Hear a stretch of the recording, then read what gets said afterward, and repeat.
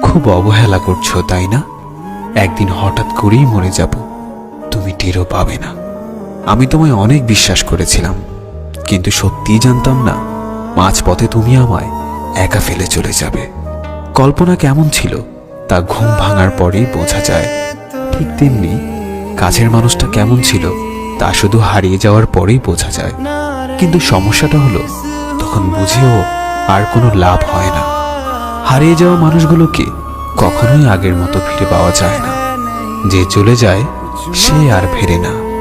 হয়তো তোমার প্রয়োজন শেষ, তাই ভুলে গেছো আমাকে, কিন্তু বিশ্বাস করো, আজও ভুলতে পারিনি আমি তোমাকে। তুমি খবর দিও আমায় যদি কান্না আসে তোমার অন্য কারো অবহেলায়। সত্যিই আমি ভালো নেই, ভালো থাকার অভিনয় করছি মাত্র। আজ আমি সত্যিই খুব ক্লান্ত। কিছু সুখ আসে ক্ষণিকের জন্য, আবার তা চলে যায় হঠাৎ করে।